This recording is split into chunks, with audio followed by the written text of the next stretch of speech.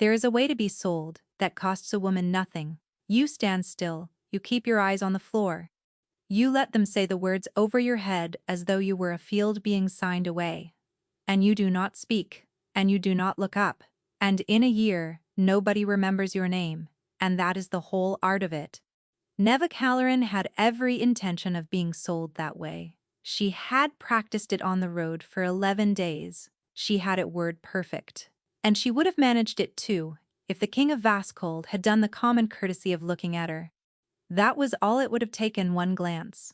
One moment of a man's eyes going over a woman, the way a man's eyes go over a horse he is buying, which is a thing she had prepared for and armored against and could have borne. But he did not look. He stood at the top of the threshold hall, in his black coat, with his hands behind his back, and he looked at the grain tally in his steward's hand, and not once, not for the space of a single breath, did he look at the woman he was buying with it. So really, when one thought about it, everything that happened afterward was his fault, entirely. All of it. 400 wagons, said Halvard the steward, and the salt road opened to the Fenmark for 9 years. 10, said her uncle. 9, said Halvard. And you will take it, Alfa Rook, because the Fenmark has burned its seed corn twice, and the whole of the north knows it. Her uncle took it. Neve stood at the foot of the hall between 2 Vascold guardsmen and listened to her price, and it was not the number that undid her. She had known the number since midwinter. Her uncle had said it to her across a table, with an expression of great tenderness, as though 400 wagons were a compliment. What undid her was the smell of the hall. She was a healer's daughter out of a bog country, with a nose that had been the joke of the Fenmark since she was 6, and every room she entered told her the truth about itself before anybody in it opened their mouth. This hall smelled of wet stone and cold iron and beeswax. It smelled of 900 people holding very still. And under all of it, thin and old and everywhere, like a smell that had soaked into the walls and would never come out, it smelled of fear. They were not afraid of the Fenmark. Nobody had been afraid of the Fenmark in 40 years. They were afraid of him. Bring her up, said Halvard. The guardsman brought her up. There was a place marked on the stone where she was to kneel, worn pale by other women's knees, and the priest was already lifting the cord, and Dame Weiselt Rannoch stood at the king's right hand in grey, her face full of a kindness so warm that Neve, who had not been shown a kindness since her mother died, felt her eyes sting at the sight of it. Kneel, child, said Dame Weiselt, gently, and Neve Calleran, who was word perfect, who had practiced for 11 days, who had every intention in the world of costing herself nothing, looked up at the Alpha King of the North. She looked up, and she found that the King of Vascold had finally, at the very last moment, looked back. He had grey eyes. That was the first thing. Not the pale grey of water, but the grey of a knife, and they were fixed on her with an attention so total and so cold that every rehearsed thing in her head fell out of it at once. No, said Neve. The word went up into the roof of the threshold hall and came back down again, and 900 people stopped breathing. Neve, her uncle said, in a voice she had never once heard him use. She should have stopped. She knew, even then, that she should have stopped. But there is a point past which a person who has been sold discovers that she has nothing left to be taken, and Neve had crossed it somewhere around the 8th day on the road, and she heard herself keep going the way you hear a cart going over the edge of a cliff. I will kneel, she said, when someone in this hall has told me the truth. You will kneel now, said Halvard, or you will be made to. 3, said Neve. Nobody moved. 3, she said again, and her voice was shaking, and she did not care. 3 lunas of Vascold in 9 years, crowned in the autumn and buried before the year turned. Your mother, and then your first wife, and then your second. She was looking at the king, and only at the king. In the Fenmark, we cannot read. We are bog people, and we are ignorant, and we sell our nieces for grain, but we can count. Somewhere behind her, a woman made a small sound.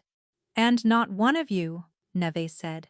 Not the priest, not the steward, Not this good kind lady at your elbow has said it out loud.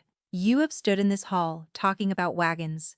So let me say it, since nobody else in Vascold will. She lifted her chin. You are not buying a wife, Majesty. You are buying a fourth. Her uncle had gone the color of ash. Halvard's mouth was opening and shutting. Dame Weisselt Rannoch had a hand at her throat and her eyes were wide and wet, and she was whispering, "Oh, the poor foolish girl," and Neve thought distantly that she had never been so grateful to anyone in her life as she was to that kind woman for trying. The king of Vascold said nothing at all. He came down the steps. He came down them slowly and the whole hall dropped its eyes at once, the way a room of wolves drops its eyes when the alpha moves. And he stopped, in front of her, close enough that she had to tip her head back, and he looked down into her face for a long moment, with those knife-gray eyes. "Say it again," he said. His voice was very quiet. Neva's heart was going so hard she could feel it in her teeth, and she thought, "This is it. This is where I find out whether I am brave or only stupid." And she looked up at him, and she said it again. "You are buying a fourth." And the king of Vascold, whom the whole north called the Cold King, who had not been heard to laugh in 9 years, who was said to have looked at his own mother's grave and said nothing whatsoever, took a breath as though something had been lifted off his chest. "Yes," said Severin Draka. Neva's mouth went dry. "Majesty," said Halvard, in a strangled voice. "Sign the grain," said the king, without turning round. 9 years of the salt road, give the Fenmark 10, give them 12. Give them whatever they ask. He had not looked away from her. Not once. "I will take this one, Majesty. The girl has just..." Halvard swallowed. "She has just said, before the whole court, that..." "I know what she said," said Severin Draka. "It is the first true word spoken in this hall in 9 years. Put her in the queen's rooms."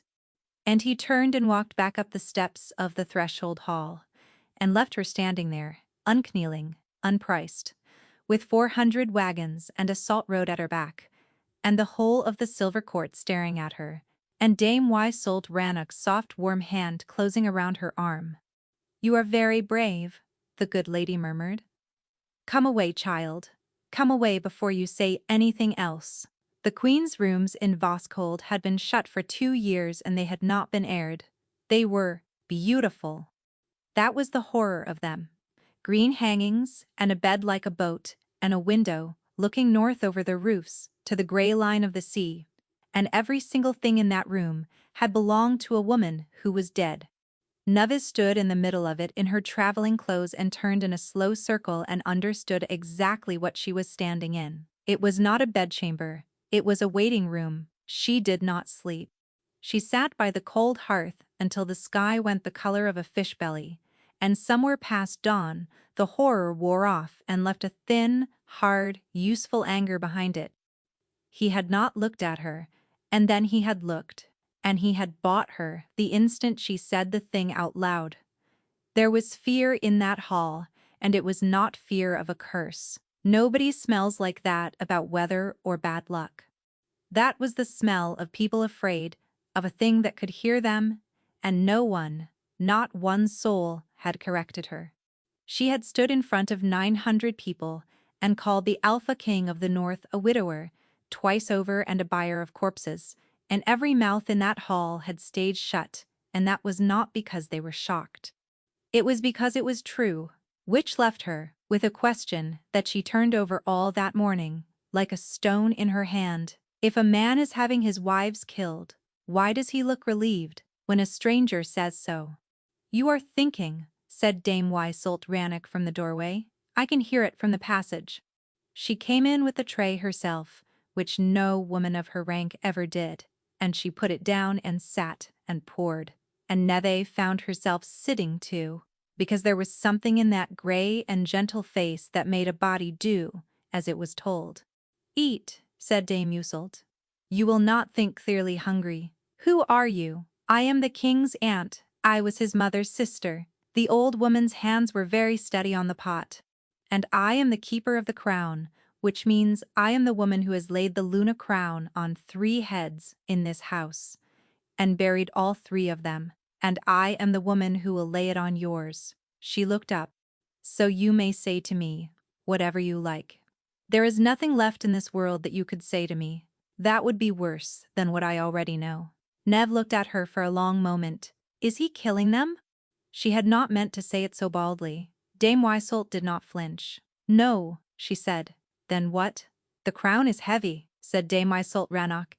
"That is what they say in the town. The crown chooses, and it did not choose them, and it wore them out, and it put them in the ground." She stirred her tea. Her voice had gone very tired. "I am an old woman, and I have laid that circle on 3 girls' heads, and watched what came after. And I will tell you honestly, child, that I do not know what it is, but I know it is in this house. And I know I would give the rest of my life to see it end, and you will still crown me." "I will do my duty," said the old woman, "and I will pray." She rose, and stopped at the door, and turned back with her face full of an aching gentleness. "He is not a monster," she said. "I want you to know that, whatever you hear, he was the sweetest boy in Vaskold before it started. He has simply been alone with it a very long time, and a man alone with a thing like that goes hard, and there is nothing to be done about it now." She sighed. "Be careful of him all the same. Be very careful of what you let him make you feel." Then she was gone, and Neve sat with her cold tea, and a great warm gratitude rising in her chest for the only person in Vaskold who had told her the truth.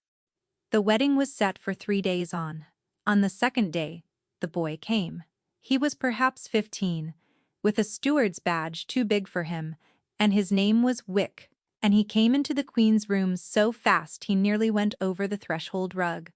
"My lady," he was white. "My lady, they are taking it out."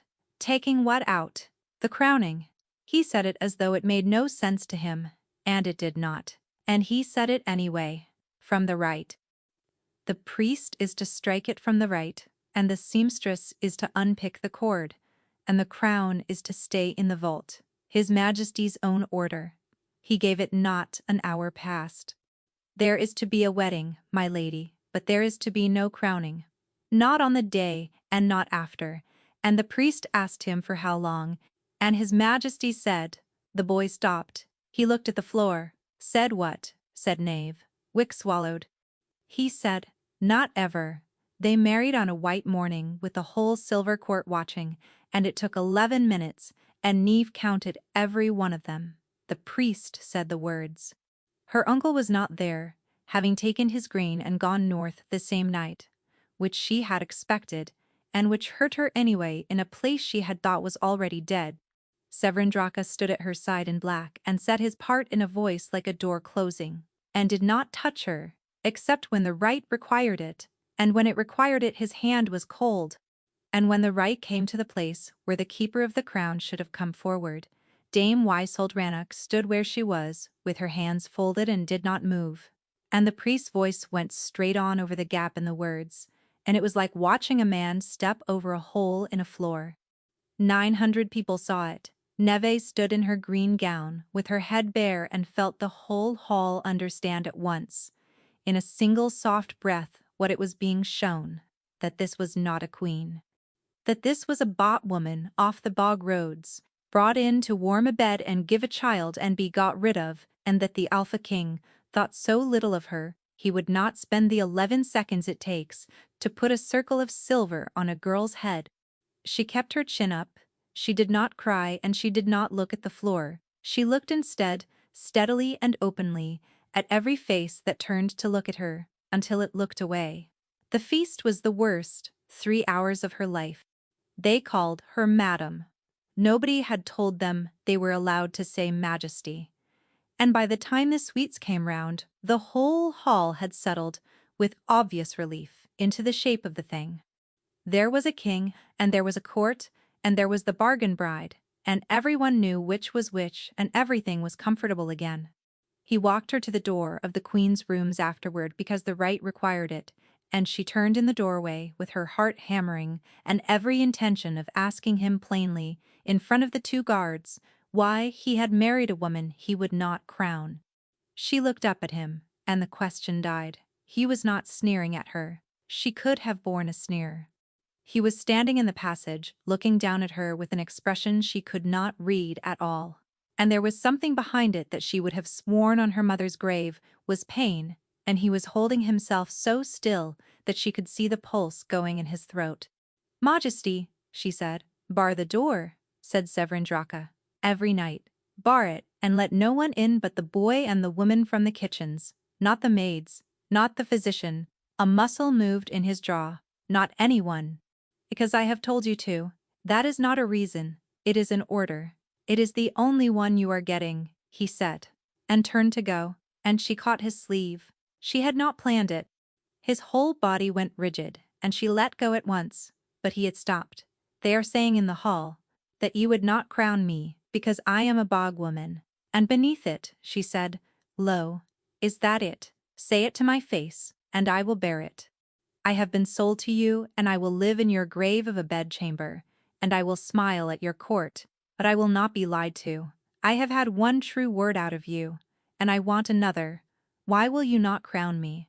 For a moment, she thought he might actually answer. She watched him come right up to the edge of it. She saw his mouth open.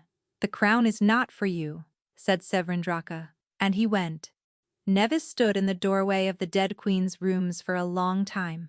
Then she went in, and she barred the door, as she had been told, and she sat down on the boat of a bed among the hangings of a woman who had been crowned in the autumn and buried in the spring.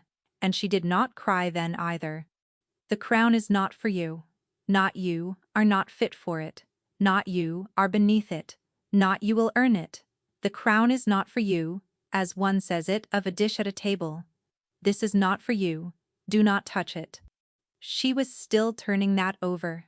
3 nights later, when she got up in the dark, because she could not sleep in that room and had stopped trying, and went down through the sleeping palace in her stocking feet to see the thing that nobody would put on her head. She found the hollow stair by the cold coming up out of it. It went down into the rock under the west range, and at the bottom of it there was a black door with iron on it. And in front of the black door, at 3 in the morning, with his back to the wall and a torch guttering above him, stood a guard. Nevis stood in the shadow of the arch and watched him a long while. Kings do not put a guard on a thing they do not care about. Kings do not put a guard on a bad memory. You put a guard on a thing that is dangerous, and there are only 2 reasons in the world to guard a dangerous thing: to keep it from being taken, or to keep it from being used. The summons came at dawn, and it was not a summons at all. It was a horse. Wick brought it to the door of her rooms. A leggy grey mare, with frost still in her mane, and the boy looked as though he had been asked to deliver a live snake. "His Majesty rides to the Ashfall quarries," Wick said. "He says the bargain bride is to come." He said, "Bargain bride." Wick went a deep and unhappy red. He did not say it unkindly. There is no other way to say it. She rode anyway. She told herself it was because a woman with no crown and no allies does not refuse the man who bought her, and that was true, and it was not the whole truth.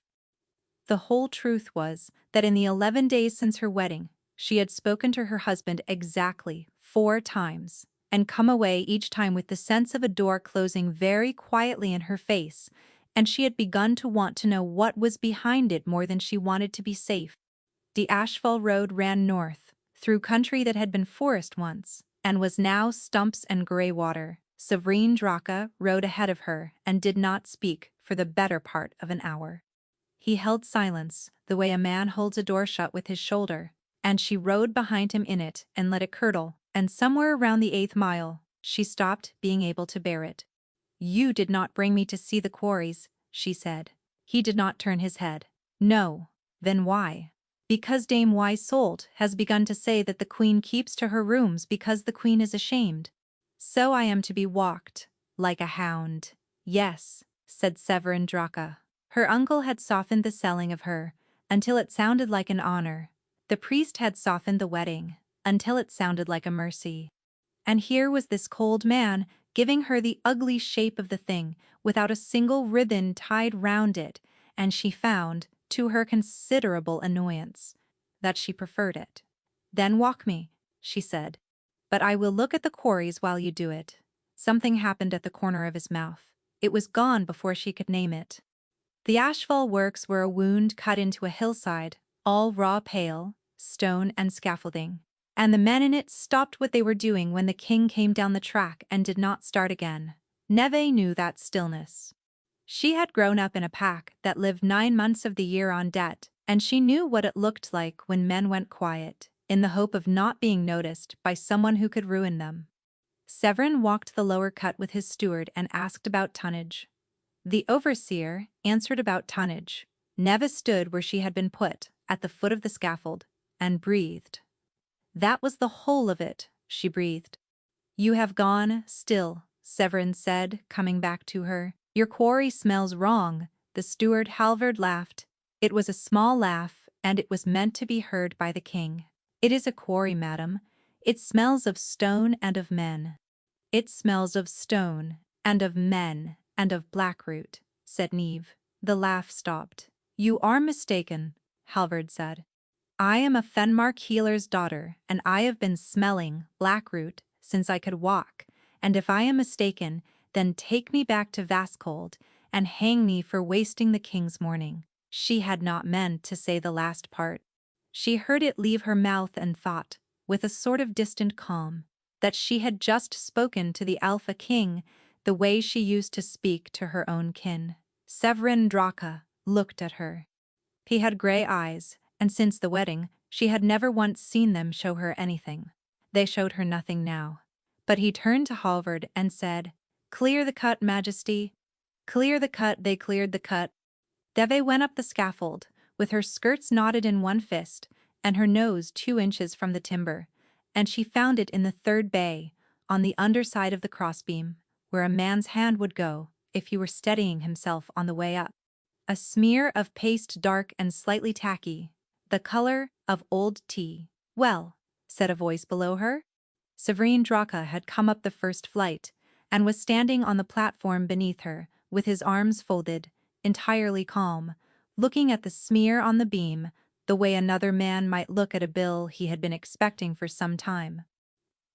"Blackroot, on the handholds," Neve said. Her voice came out very level.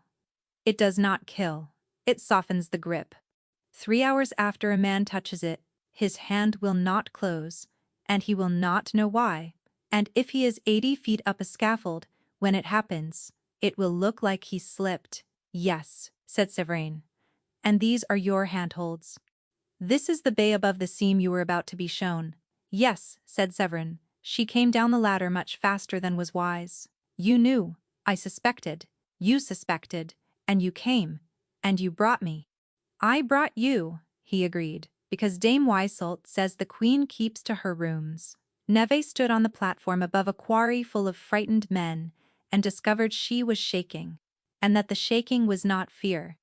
"You are a fool," she said. "Say that again," said Severin, and he did not sound angry. He sounded like a man who wanted very much to be sure of what he had heard. "You are a fool. You knew there was a hand at your back and you climbed anyway, because you would rather be dead than be seen to be afraid, and you brought your bargain bride, so the court would have something to look at while you did it." She was too far in to stop. "You have the whole of Vaskold and not one soul in it you will let stand behind you. That is not strength. My uncle sold 9 of us to keep the Fenmark fed, and he called that strength too." The silence afterward had a shape to it. "Get down from the scaffold," Severin said quietly, and she thought, "Well, that is the end of me." She got down. He came after her. He walked her past the overseer and the steward, and out through the mouth of the cut into the grey daylight, and only when they were alone on the track with the horses did he stop and turn to face her. "Show me," he said. "What?" "The blackroot, the paste, how it is made, where it comes from, who in this country would have it. You said you have been smelling it since you could walk." He said it without heat and without softness, and his eyes had changed. There was something behind them now, I have physicians who will tell me it is impossible. I have a steward who will tell me it is a rumor. I have a court that will tell me whatever keeps them warm. I do not have one person in this kingdom who can stand on a beam and tell me what is on it. You have me, Nev said slowly. Because you paid 400 wagons of grain for me. Yes, said Severin Drucka. It appears I got the better of the bargain. Show me. And that was how the Queen of Vaskhold, who had no crown, spent the last hour of daylight on an upturned water butt in a quarry yard, drawing blackroot leaves in the dirt with a stick, while the Alpha King of the North crouched beside her and asked questions like a boy at a lesson. Where does it grow? Wet ground, north-facing, under alder. Then anyone might have it. Anyone might have the plant. Not anyone can make the paste. It takes 40 days, and it takes silver to cook it in because it eats iron, and it eats copper, and if you cook it in either, then all you have is a pot of black soup and a ruined pot. He went very still at that, she noticed. She filed it away in the place where she was keeping the things about him that did not add up. And the list was getting long. Silver, he said. Silver a dish or a cup. Or something of that weight. Severin Drucka stood up. He stood looking north over the stumps and the grey water, and the light was going, and Neve watched the side of his face, and thought that she had been 11 days in that palace, being told by everyone from her maid to her husband's own aunt that the man was made of ice, and that she had now watched him crouch in the dirt of a quarry yard for an hour, to learn about a weed. Majesty, she said. Severin. What? My name is Severin, he said. You have called me a fool, in front of 40 men. I think we may dispense with majesty. He walked to his horse. Neva sat on the water butt with the stick in her hand, and her heart doing something complicated and undignified in her chest. And she understood with the clarity of a woman watching a flood come down a valley she has already built her house in, that she was in a great deal of trouble. He turned in the saddle and looked back at her. The dish, he said. The one it was cooked in, it would be spoiled. Pitted, said Neve, blackened at the rim. It would never come clean. Then we are looking for a piece of ruined silver, said the king. In a palace with 600 pieces of it. He did not say thank you. He did not say well done. He did not say anything at all, for the whole of the ride back to Vaskhold, and Neve rode behind him in the dark with her hands aching on the reins, and she caught herself, twice, smiling at the back of his head. The trouble with looking for one ruined dish is that you must look at all the others. Neve began in the still room, because nobody questioned a healer's wife going through the medicine cupboards, and she worked outward through the pantries and the plate rooms and the long cold cellars in the hours after midnight, when there was nobody awake to ask what a bargain bride wanted with the king's dinner service. She found nothing. She found 600 pieces of silver. All of it beautiful, none of it pitted. What she found instead was Severin. He was always awake.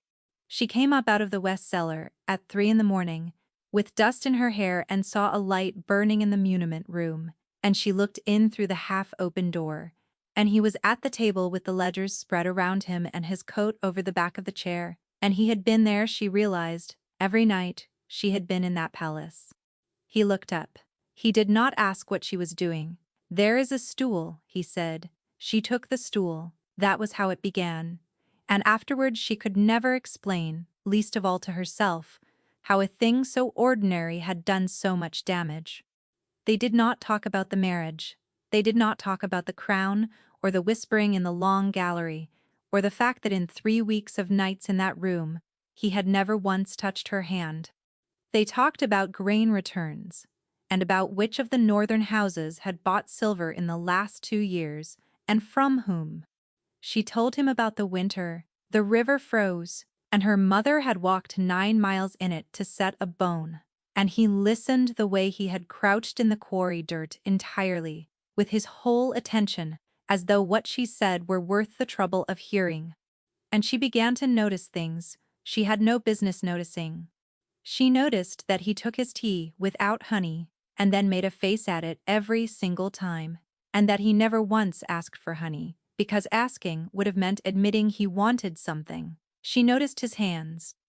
"You have stopped writing," he said, one night. "I am thinking." She was not thinking. She was looking at his hands. She got up so fast, the stool went over.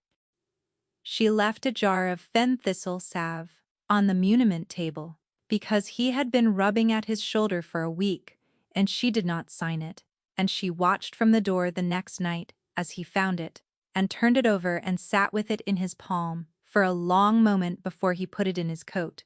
He said nothing to her about it. She said nothing to him about it.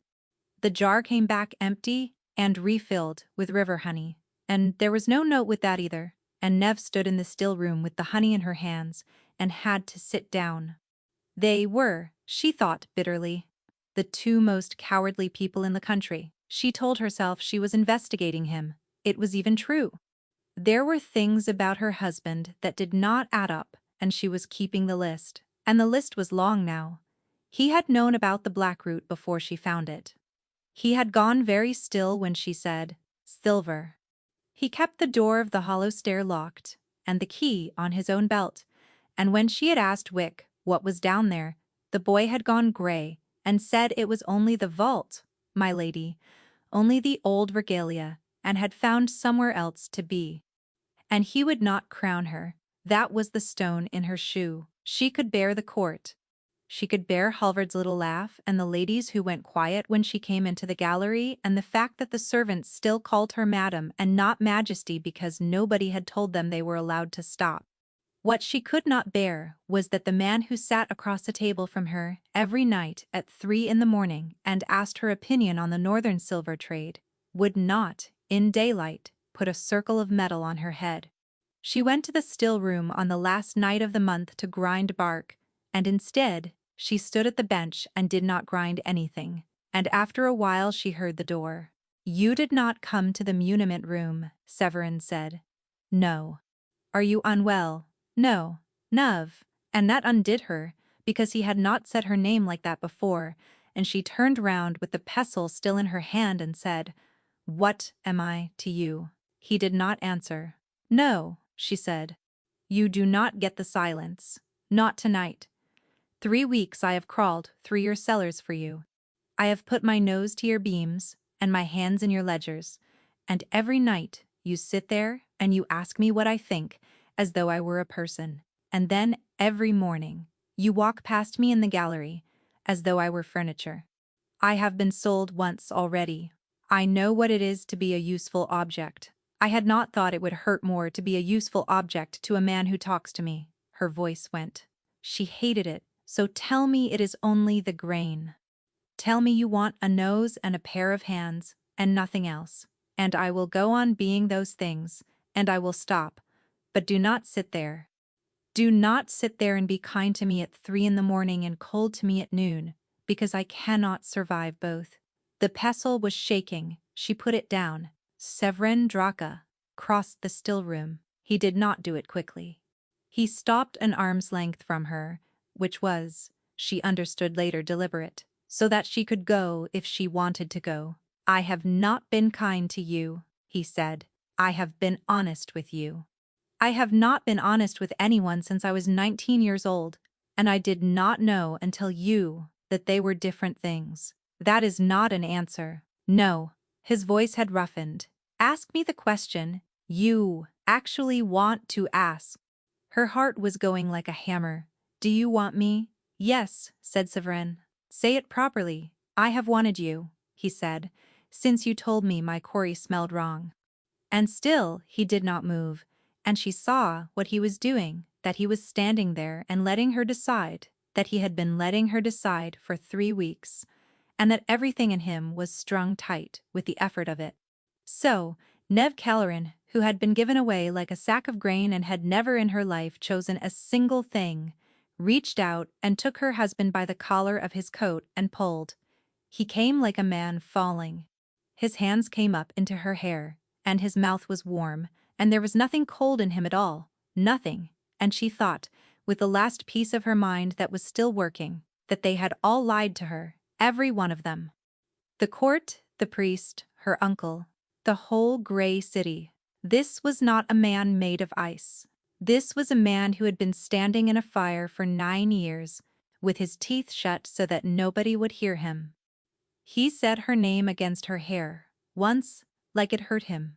Somewhere behind them a jar went over, and neither of them turned to look at it. The single guttering candle burned itself out and left the still room dark and smelling of spilled fen thistle, and the last clear thought Nev had for some considerable time was that she had come in there to grind bark. The longest night feast is the one night in the year when the silver court is not silver at all. They hang the hall with green, and they put out the fires and light them again from a single flame. And the king drinks from the old horn cup before anybody else may eat. Neve came down the stair in green, and every head in the hall turned, and not one of them bowed. Severine was at the high table. He had been at the high table for an hour being king, wearing the face he wore in daylight, and she watched him from the foot of the stair as Dame Weisholt bent to say something in his ear, and she saw the exact moment he found her in the crowd. She saw the face go. She saw the real one come up under it for half a second, and she thought, with a fierce and painful joy, I did that. Nobody else in this hall knows that man is in there. I am the only one. You are staring, madam, said Dorrit, going past with a tray. I am the queen. I may stare. You are the queen, Dorrit agreed placidly.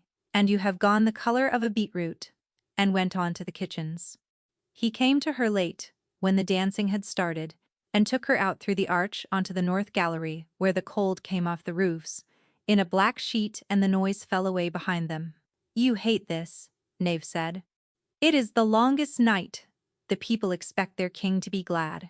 You hate it. He laughed under his breath. Yes, why? And he stopped. She watched him arrive at the edge of something and stand at the lip of it, and she waited, and she did not fill the silence. And at last he said, My mother died at a longest night feast. She was crowned in the autumn, and she was dead by the spring. And there were 2 after her, and they were my own, and they were crowned, and they were dead inside the year, all 3. His voice had gone flat and quiet and terrible. The court calls it the sorrow of the house. They say the crown is heavy. They say the Luna crown chooses, and that it had not chosen them. He was not looking at her. I have not been able to say that sentence aloud to another living person in 9 years. Neve stood in the cold with her hands at her sides. Severin, she said, look at me. He looked at her. You are not a house with a sorrow in it, she said. You are a man with a murderer in his hall, and they have let you believe it was a curse because a curse cannot be arrested. Something broke open behind his face. He reached for her, and she reached for him, and when his hands came to her jaw, and her mouth found his, it was nothing like the still room, because in the still room, she had been the one falling, and now they were both of them falling, and then it happened. It came up through the place where they touched warm, and not hers grief. Relief so violent it was almost fear. And under it, running through everything, like a thread of light drawn tight, a hunger so old and so patient that it stopped her heart. She felt him. She felt what he felt, and her own wolf turned over inside her ribs and howled. Neve tore back with a gasp. They stared at each other in the dark. His pupils had gone huge. His breath was ragged. Neve, he said, and his voice was not steady. That was the mate bond. You felt it. You felt me. You are my... It was the cold, Nave said. The words were out before she knew she was going to say them, and they landed like a dropped plate. Because she was terrified. Because a bargain bride could survive being unwanted, she had been prepared for that. She had ridden into Vaskold with her whole chest armored against it, and there was no armor anywhere in the world for this. Because if it was true, then he was hers, and the last 2 women who had been that man's wife had gone into the ground inside a year, and his mother before them. Severin Draka went very still. The cold, he repeated. Yes. Of course, he said. He straightened. She watched the mask come up over his face the way water closes over a stone, and she would have given her right hand to take it back. "Forgive me, it is late, and I have been drinking." He had not been drinking, he never drank. "Severin, come," he said pleasantly. "They will want the horn." The hall was very hot after the gallery. They brought out the old horn cup with the silver mouth on it, and the steward filled it, and the whole court got to its feet, and Neve stood beside her husband and hated herself. Severin raised the cup to the hall. The hall roared, and Neve, standing at his shoulder, caught it, under the wine and the wax and the green boughs, faint as a footprint in dust, bitter, wet ground, north-facing, under alder. She did not think. Her hand came up and knocked the horn cup out of the king of Vascold's hands in front of 900 people, and it went across the high table and the wine went with it, a great black splash of it across the white cloth, and the roar of the hall stopped dead, as though a door had been shut on it. Nobody moved. "Forgive me," said Neve into the enormous silence. "I am clumsy." And she laughed, and it was the worst sound she had ever made in her life. Somebody laughed with her out of pity, then somebody else. Halvard called for a cloth. Dame Weisselt said something gracious about the queen's nerves, and the music started again, and the moment closed over, and it was done. Severin had not moved at all. He was looking at the wine soaking into the cloth. "Blackroot," Neve said, very low under the music. "I know. You knew before I struck the cup." "Yes." "Then why in the name of every god were you going to drink it?" she hissed. And he turned his head and looked at her, and for the first time since the gallery, there was something alive in his eyes, and what was alive in them frightened her. "Because I wanted to see," Severin said, "who was watching me do it." He took her hand under the table. His grip was iron. "You will say nothing," he said. "Not to Halvard. Not to Tor. Not to the physician, and not to your women, and not to Dame Weisselt. Most especially, not to Dame Weisselt. You will go up to your rooms, and you will bar the door, and you will let me deal with this. There is a murderer in your hall, and you have just invited him to have another go at you, and you want me to go to bed. I want you to trust me," said Severin Draca, "for one night. That is all I have ever asked of you." And, the terrible thing, the thing she thought about afterward for a very long time, was that she almost did.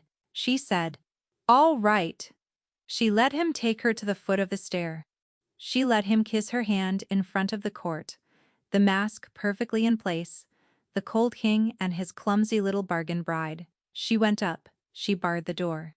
Then she counted to 100, and she went out through the servants' passage in her stocking feet with a knife in her hand. He was not in his chambers. He was not in the muniment room. She went down through the kitchens and down again, past the wine cellars, to the black arch where the hollow stair went into the rock. And the door at the bottom of it, the door that was never open, the door whose key the king kept on his own belt, was standing wide, and there was lamplight coming up out of it. Neve went down. The vault was small and dry and lined with iron shelves, and on the shelves were the regalia of the house of Draca, the collars and the torques and the old swords, and in the middle of the room was a stone table, and on the stone table, in a shallow bowl of black velvet, sat the Luna crown. She had never seen it. She had been in that palace 2 months, and nobody had ever shown it to her, and she knew it at once. Moon silver, thin as a rib, a plain worked circle with a line of small pale stones set round the inner rim where it would sit against the skin. Her husband was standing over it with a lamp in one hand. In his other hand was a file. He was working at the inside of the crown. There was a cloth spread under it and a fine black dust on the cloth, and the inner rim where the stones sat had been scraped raw, and the metal there was pitted and blackened, and it would never in all the years of the world come clean. Neve heard herself make a small sound. Severin Draca turned round. For a moment, neither of them moved. The lamp hissed. Somewhere far above them the music of the longest night went on, and the whole court danced. And down in the rock the king of Vascold stood with the crown of his dead mother in one hand and a file in the other, and looked at his wife. Nevaeh, he said, very quietly, whatever you are about to think, do not run. He did not move toward her. That was the thing she remembered afterward. Any other man in the world, caught in a vault at midnight with a file in his hand, would have come across the floor with his hands out and his mouth already making excuses. Severin Draka set the file down on the stone table, very carefully, and put both his hands flat on the table where she could see them, and stood still. Ask me, he said. Nev could not make her voice work. Nev, ask me. Is it in the crown? She said.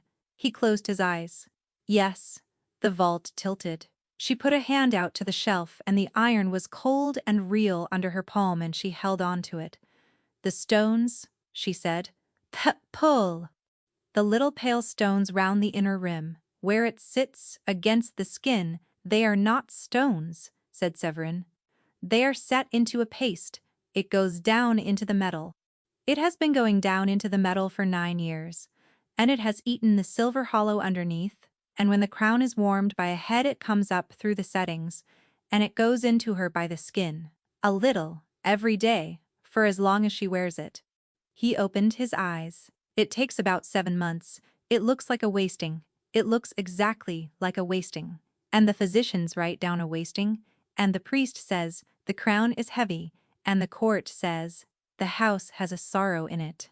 Never heard a sound come out of her own mouth. Your mother, my mother, he agreed. And Sarah, who is my wife for 7 months. And Ottilie, who was my wife for 5, and who was 20, and who had a laugh you could hear across the whole of the West Court, and who asked me at the end, when it hurt her, to be touched, what she had done wrong. His voice did not change at all. That was the worst of it. So no, the crown is not for you.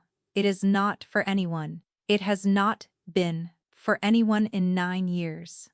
You have been filing it out, Nevis said, for 2 years, since Ottilie.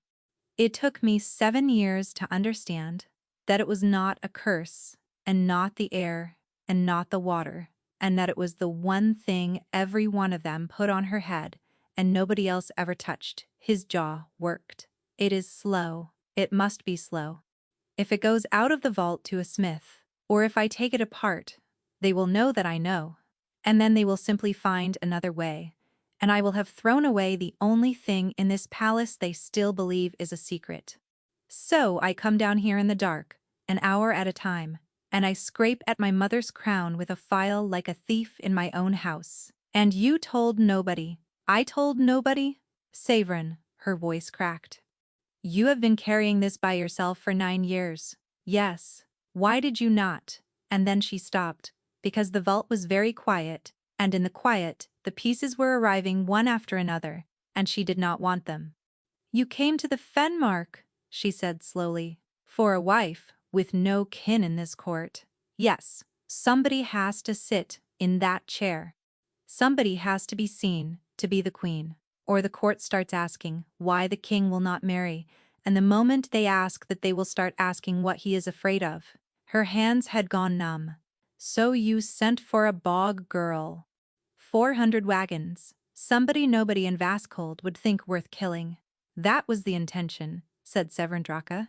It failed. How did it fail? Because you have a nose, he said, and you found black root on a beam 80 feet up in a quarry, in front of 40 men, and by nightfall the whole of the Silver Court knew that the bought girl from the bog could smell a poison that 9 of my physicians have sworn does not exist. You took me there, Neve said. He did not answer. You took me to the quarry. She was hearing her own voice from a distance now. You knew there was a hand at your back. You said it yourself, you suspected, and you brought me. You brought the one person in this kingdom who could smell the thing they have been using, and you walked me into a place you already thought was rigged, and you let them watch me find it. Yes, said Severin. Say it plainly. I used you, said the king of Vaskold, as bait. Nev did not scream. She was almost proud of that afterward. She stood in a vault under a mountain of stone, with her husband's mother's poisoned crown on the table between them, and she did not scream, and she did not weep, and what she felt was not even anger yet. It was a sort of terrible clarity, like cold water going over her. You needed them to move, she said. They had been quiet for 2 years. There was nothing to find. No hand, no dish, no name. And then you came, and you were a stone dropped in still water. And within 11 days, somebody had put Blackroot on a scaffold beam. His hands were still flat on the table and his knuckles had gone white. So yes, I let you be seen. I let you be dangerous. I put you in front of them, and I watched to see who flinched. And at the feast, the horn cup. She could hardly get the words out. You were going to drink it. You told me you wanted to see who was watching you do it. Yes, with me standing at your shoulder? Her voice broke at last, and she hated it, and it broke anyway. You were going to let a woman who loves you watch you drink poison in front of 900 people so that you could see which of them was watching. The word went out into the vault and could not be got back. Severin Draka lifted his head. Nev, he said. Do not. Nev, I have been trying to keep you alive. You have been trying to keep me useful. She was backing toward the stair, and she saw him see it, and she saw the exact moment he decided not to follow her. And even that was calculation. Even now, that is all I have ever been to anyone. My uncle weighed me in grain. My pack weighed me in salt, and I came here, and I thought, he is cold, he is hard, but at least he does not weigh me, at least he asks me what I think. Her back hit the stair. And all the time, you were weighing me too.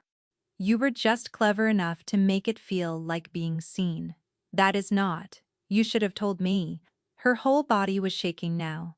I would have done it. Do you understand what I am saying to you? I would have said yes. I would have walked into that hall and put my nose to every cup in it, and I would have been your bait gladly if you had once done me the courtesy of asking. He said nothing. He stood there, with his hands on the table and his mother's crown between them, and he said nothing at all, and she waited. And she gave him the whole of that silence to fill, and he did not fill it.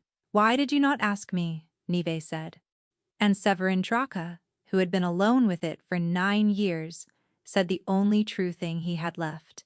Because you would have said yes. Neve Kelleran went up the hollow stair, and did not look back. Dame Wysult Rannoch was waiting at the top. She stood in the cold of the passage in her grey, with a candle in her hand, as though she had merely paused there. And when she saw Neve come up out of the dark, with her face ruined, she made a small sound of pure distress, and opened her arms, and Neve, who had nobody in the world, went into them. "Oh, child," said the old woman, "oh, my poor child, you have seen it." Neve went cold from the crown of her head to her heels. She did not move. She stood in Dame Wysult Rannoch's arms, with her face against that soft grey shoulder, and she did not move so much as an eyelash. And she said, into the wool, in a voice she made small and broken and young, "You know, I have known for years." The hand stroking her hair did not falter, and I could prove nothing, and say nothing, for who would believe an old woman against a king? He goes down there in the dark, night after night, with that file, working at the crown that killed his own mother. I have watched him at it. I have stood where you stood. A shudder went through her. He kills them slowly, Neve. He puts the poison in and takes it out again after, so that no smith and no physician will ever find it, and by then the poor girl is in the ground. 3 of them, and now you. Neve stood very still and let it wash over her. And underneath, in the cold, clear place where her mother had taught her to keep the list, one small thing had gone wrong and would not go right. I have watched him at it. I have stood where you stood. There was one key to the hollow stair. It hung on the king's own belt, and there was a guard on the black door at 3 in the morning. What do we do? Neve whispered. Dame Wysult held her away and looked into her face, and her eyes were wet and warm and full of grief, and Neve looked back into them and thought, with perfect calm, "There you are." "The houses are all here for the longest night," the old woman said. "All of them, under this roof, for one more day. If it is set at the dawn court, before all of them, it cannot be buried. Her hands tightened. But it cannot come from me. I am his aunt, and the keeper of his crown, and they will say I am grasping for the regency, and they will be halfway to right. She smiled, and it was the kindest smile Neviv had ever been given. It must come from you, the bride he would not crown. If you stand up in that hall and tell them what you saw in the vault, there is not a man in the north who will doubt a word of it. And then he falls, and there are good old houses ready to steady the realm, and you will be safe. I will see to it myself. Neve let her mouth tremble. All right, she said. The dawn court of the longest night is held with the doors open and the fires cold. And by the time the light came gray, through the eastern arches, the threshold hall was full. Every house of the north stood in it. And on a plain cloth on the table at the foot of the steps, where all of them could see it, lay the Luna crown. The keeper had sent for it out of the vault at first light, as was her right, and not one man in that hall had thought to ask her by what right she wanted it. Severin Draka sat in the black chair at the top of the steps with his face like a shut door, and he found her the instant she came in, and she watched his eyes go to the old woman at her elbow, and she watched the last light in him go out. He thought she had come to bury him, Majesty.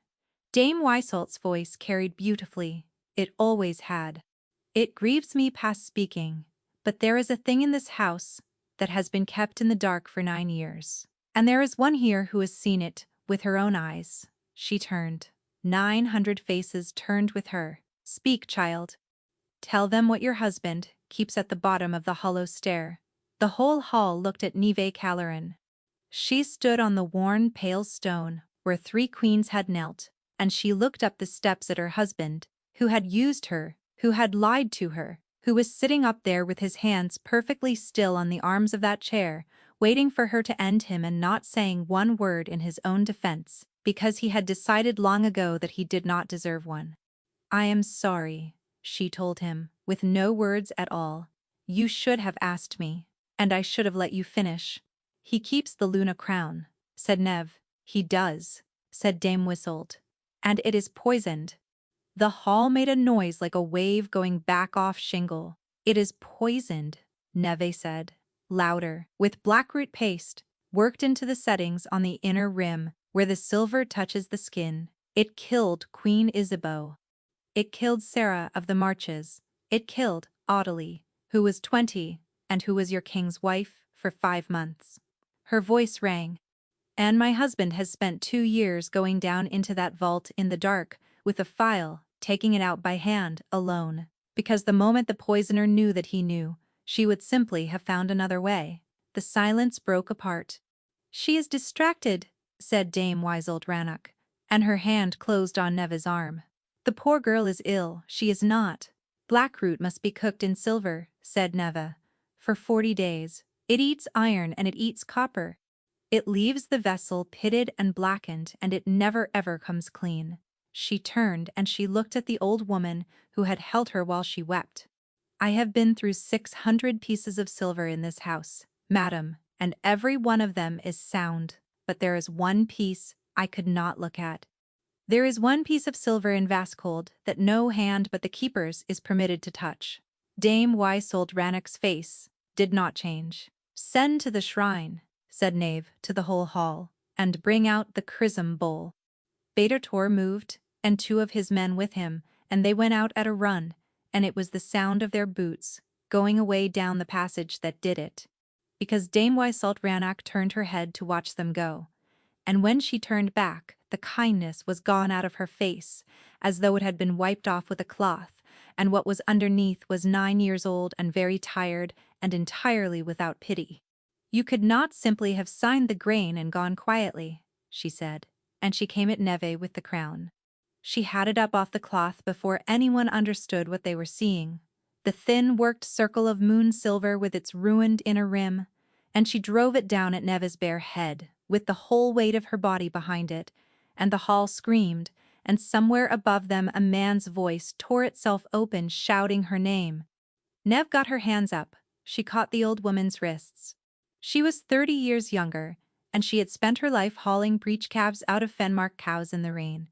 And she held, and the rim came down and stopped a hand's breadth above her hair, and stayed there shaking, while the two of them stood locked together on the worn pale stone in front of every house in the north.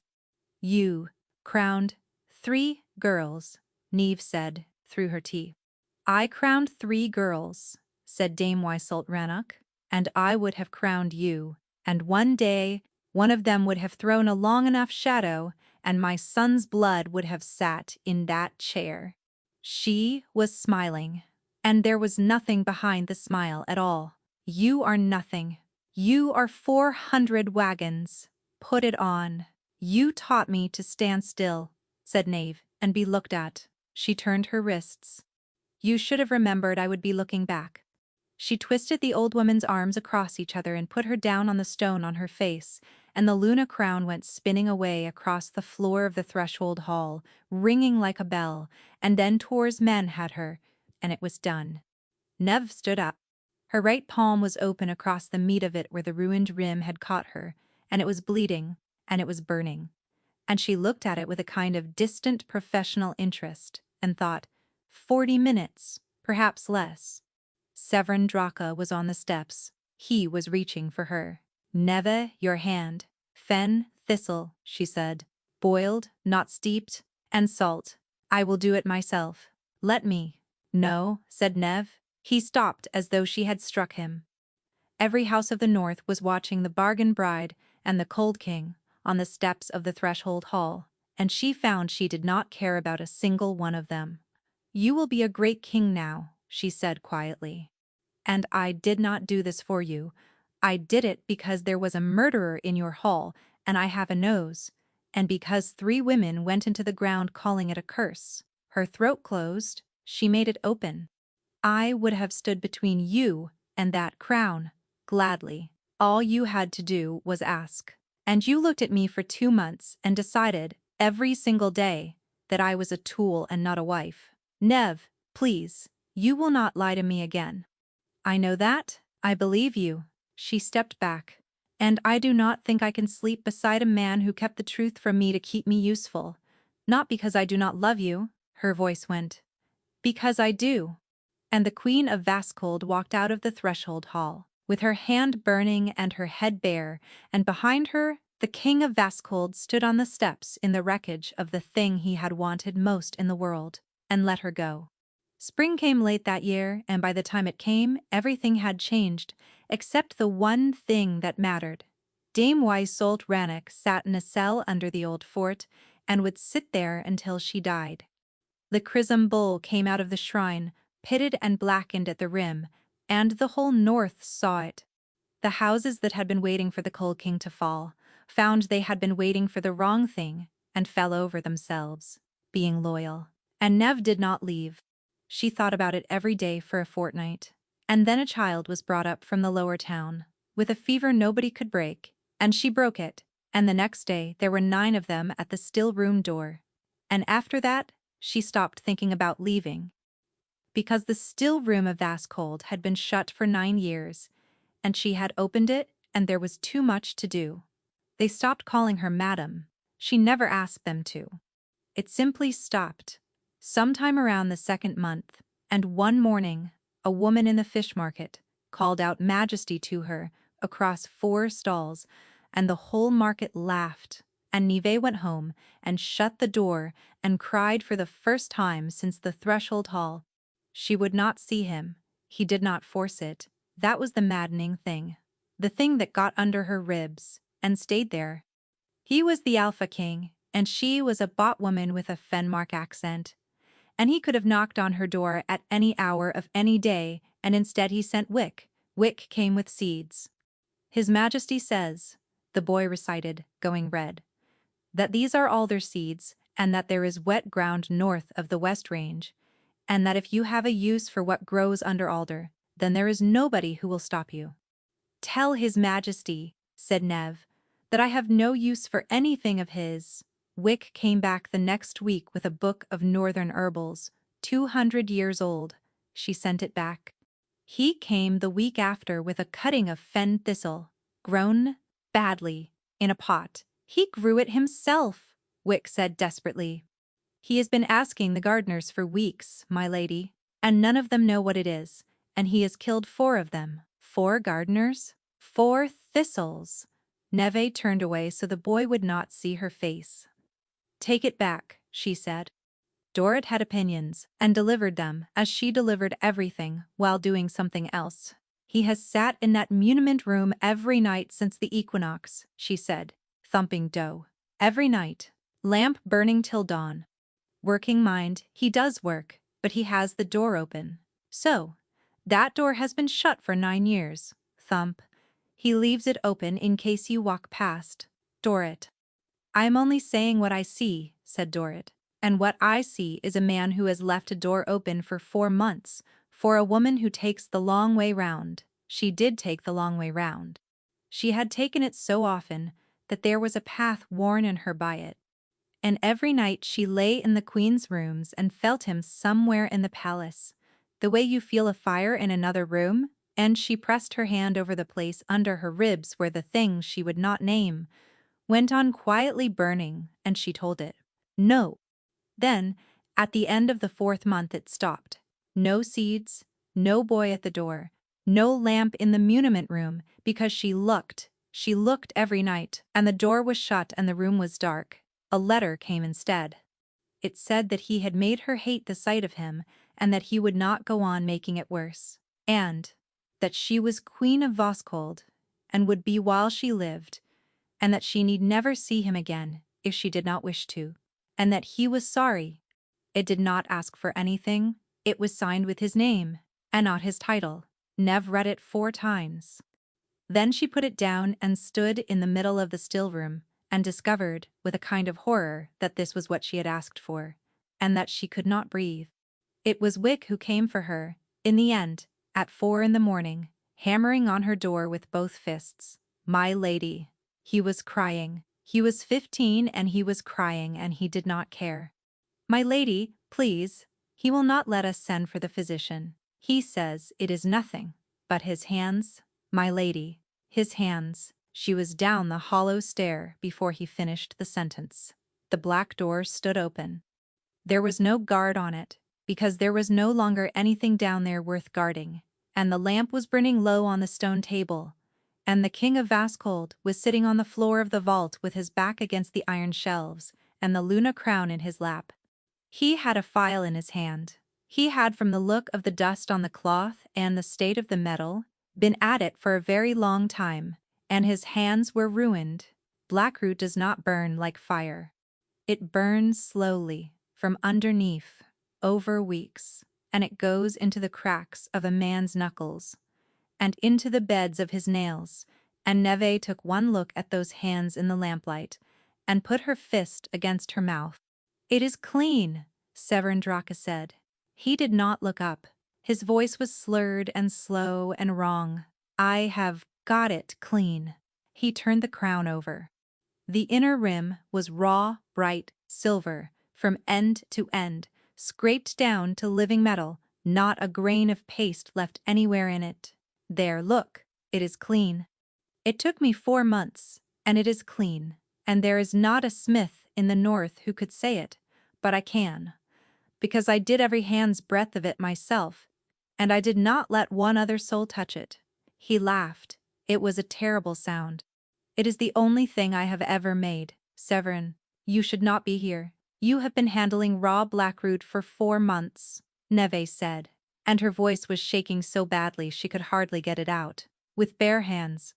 I could not ask anyone else to do it. He blinked up at her, and his pupils were enormous, and he did not seem to be able to focus on her face. That was the entire point. That was the whole of the point. You said, ask me. So I have not asked anyone. Do you see? I have not asked one single person for one single thing since you walked out of that hall. He frowned. I do not think that was what you meant.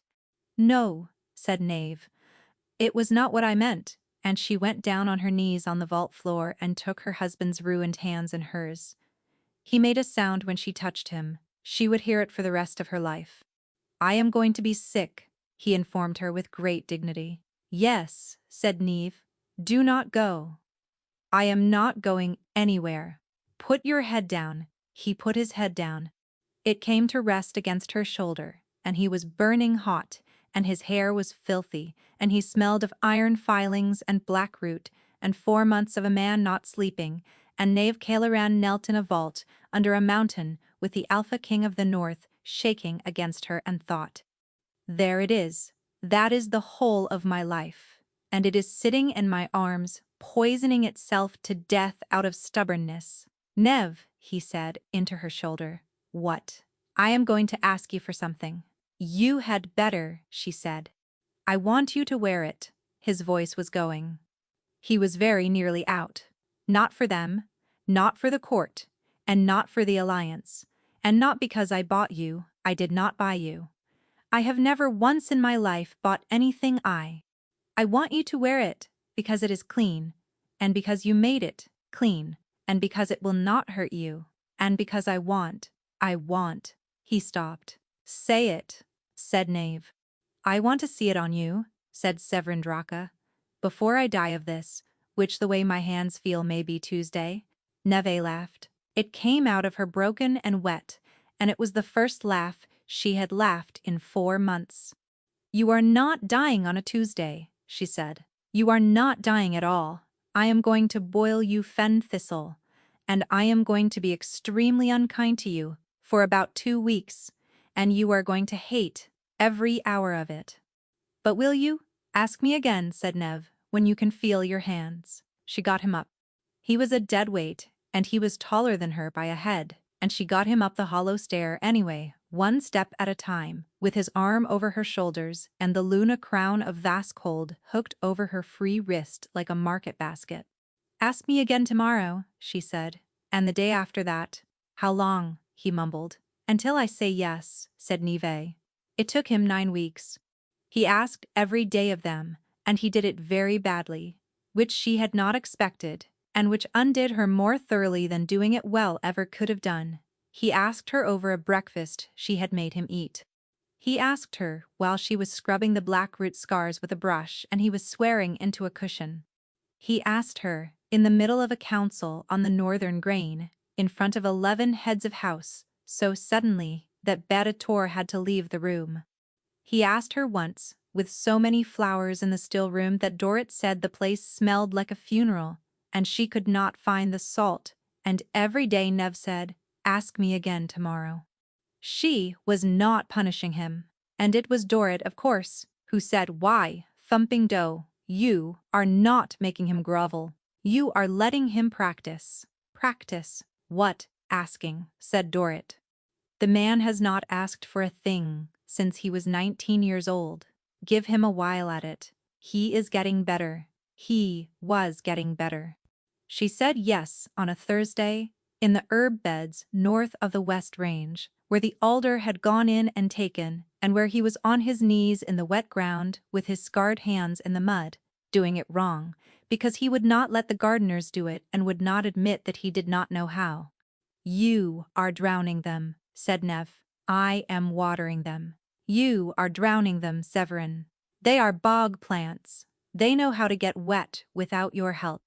He sat back on his heels and looked up at her, with mud to the elbows, and his hair in his eyes, and the light was coming through the alder, and he was not cold at all. He had never once been cold.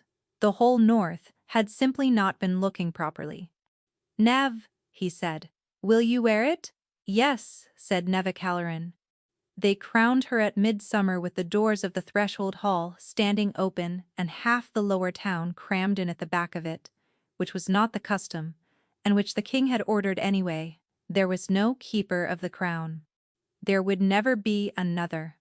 The office had been struck out of the rolls of Vascold, and the crown was brought in on a plain cloth by a steward's boy who was so frightened he had to be told twice to breathe, and who would tell the story, badly and at enormous length, for the next 50 years of his life. Neve stood on the worn, pale stone, where 3 queens had knelt before her, and she did not kneel. She had not knelt on that stone on the day she was sold, and she did not kneel on it now, and there was a moment when the priest looked at her, and then looked at the king, waiting for someone to make her. Severin Draka came down the steps. He took the Luna crown off the cloth in his own scarred hands, the thin worked circle of moon silver, scraped down to the living metal, clean as the day it was made and cleaner. And in front of every house of the north, in front of the fishwives and the tanners and the whole grubby, cheerful, roaring, lower town, the cold king of Vaskold went down on one knee in front of his bargain bride. The hall made a sound she never forgot. "Do not," Nev whispered, appalled. "Severin, get up, kings do not." "This one does," he said, and he lifted the clean crown, and he placed it on her head. It was warm from his hands. That was the thing she had not been ready for. That was the thing that broke her open at last, after a whole hard year of holding, that it was warm. Her eyes spilled over. The whole north saw it. "You said it was not for me," she said. "I was wrong," said Severin Draka, "which you have been telling me for a year, and which I have decided to start believing. Say it properly." He rose. He was smiling. She had spent the best part of a year prizing that smile, out of the rock of him one splinter at a time, and here it was in front of 900 people, and it was worth every hour. "It was never yours, because it was poison," he said. "It is yours now because you took the poison out of it. That is the only way anybody has ever been queen of anything, and I did not know it until you stood in this hall and refused to kneel. I refused to kneel because I was frightened." "I know," he said, "so was I." And the queen of Vaskold, who had been sold for 400 wagons of grain and a salt road, who had been married without a crown and shamed in front of the silver court, and had never once put her eyes on the floor, took her husband's ruined hands in front of the whole roaring north and did not let go of them for a very long time.